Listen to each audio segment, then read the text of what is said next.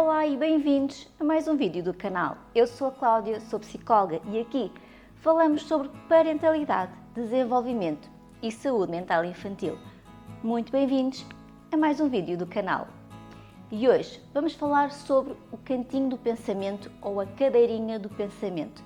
São duas expressões que significam a mesma coisa.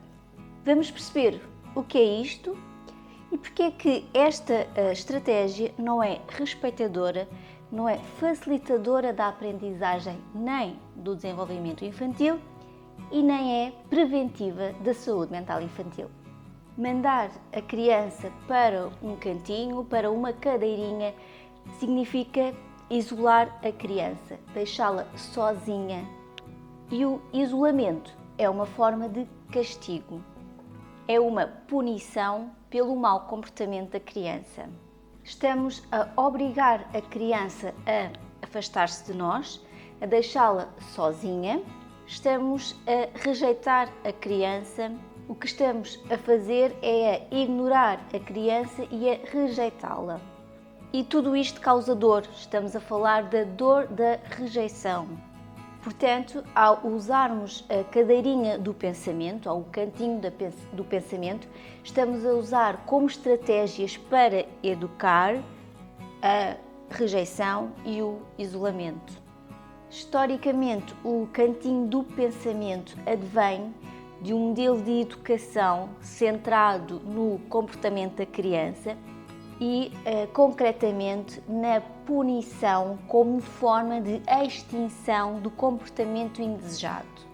Basicamente, a ideia subjacente a este modelo é que a punição gera a aprendizagem. Hoje, com todas as novas descobertas da neurociência, sabemos que são relacionamentos atenciosos e são experiências positivas que geram aprendizagem. Do ponto de vista cerebral, o que é que acontece? Nós sabemos que as conexões cerebrais são formadas a partir de relacionamentos atenciosos e de experiências positivas repetidas. Pelo que podem perceber, não é isto que o cantinho do pensamento oferece à criança. Qual é então a experiência que o cantinho do pensamento oferece à criança? É uma experiência de isolamento, de rejeição, que é precisamente o contrário de uma experiência positiva e de um relacionamento atencioso com o adulto. O que estamos a oferecer à criança é o seguinte: tu portaste mal, tu cometeste um erro, então mereces ficar um tempo sozinha. É esta a experiência repetida da criança: isolamento e rejeição. Para a criança é isto que acontece: eu comportei-me mal, então sou rejeitada.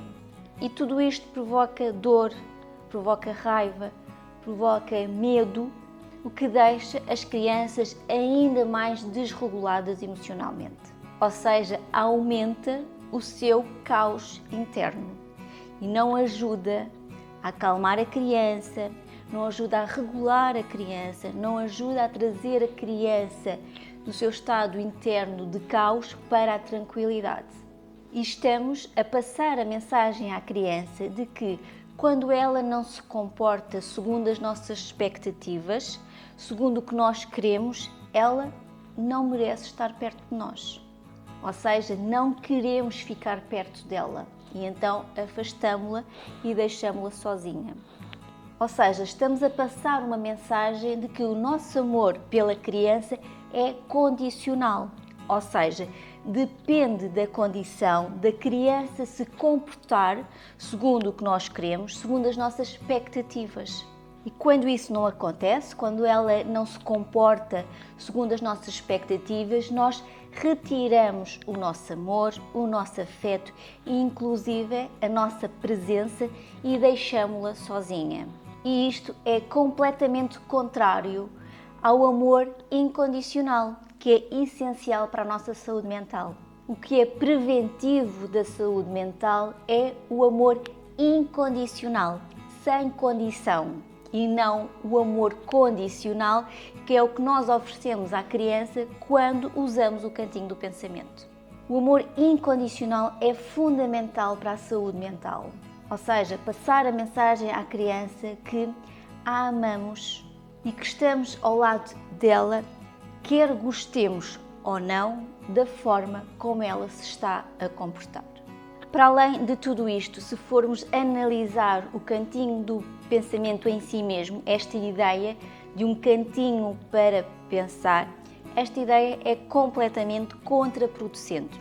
E isto porquê? Porque a criança não vai para o cantinho pensar sobre o seu comportamento.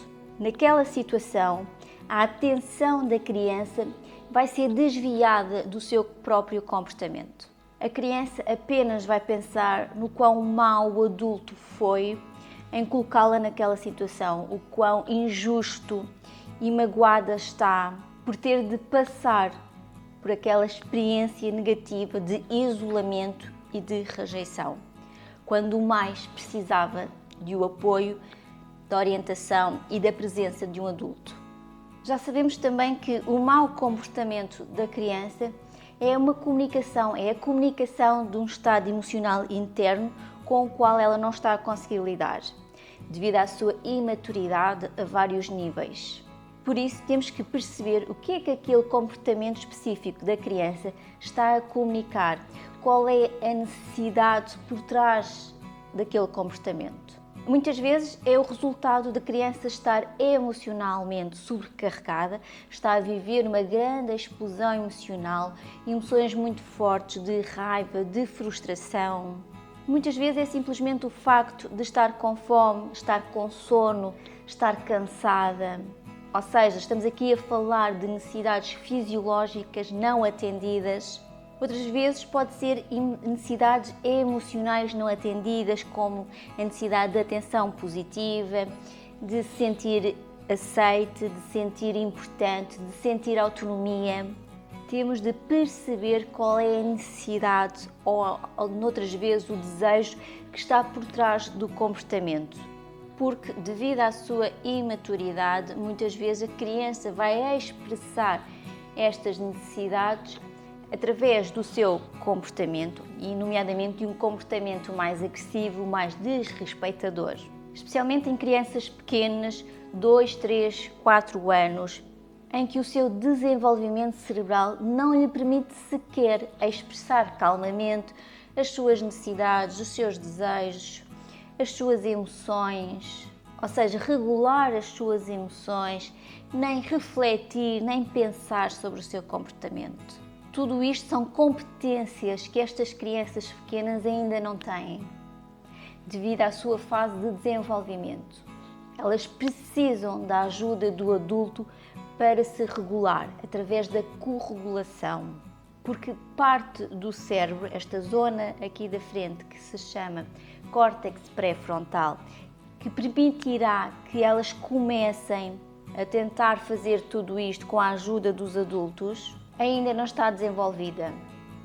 Elas não conseguem ainda regular as suas emoções, pensar, refletir sobre o seu comportamento. Tudo isto depende do desenvolvimento cerebral e especificamente do desenvolvimento desta parte do cérebro que começa a desenvolver-se entre os 3 e os 5 anos de idade e prolonga o seu desenvolvimento na adolescência e vai até ao início da vida adulta.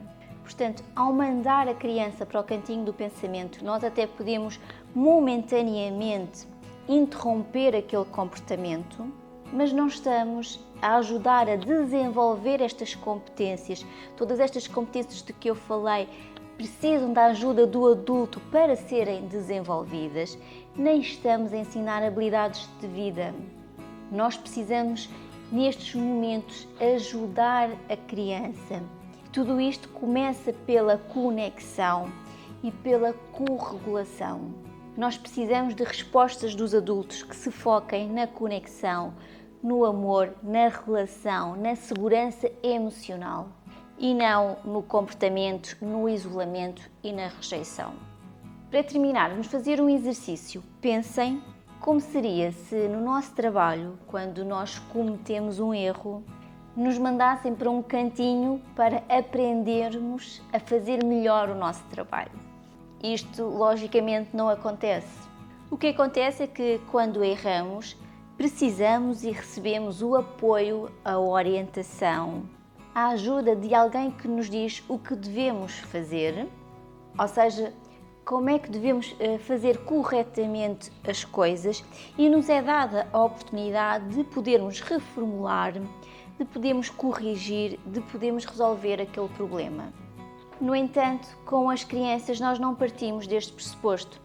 Quando usamos o cantinho do pensamento, partimos do pressuposto de que a criança errou, então merece ser punida. E já vimos que não é a punição que gera a aprendizagem. Já vimos que a punição não é respeitosa, não é facilitadora do desenvolvimento infantil e também não é preventiva da saúde mental. O que promove a aprendizagem, o que facilita o desenvolvimento e o que é preventivo da saúde mental, para além de respeitador, é a conexão, é a relação, é a segurança emocional que estabelecemos com a criança. Espero que tenham gostado deste vídeo.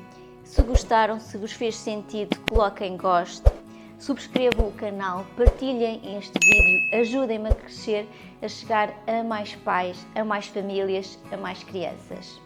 Para juntos podermos facilitar o desenvolvimento infantil, prevenir a saúde mental das crianças e proteger a infância. Obrigada e até a um próximo vídeo.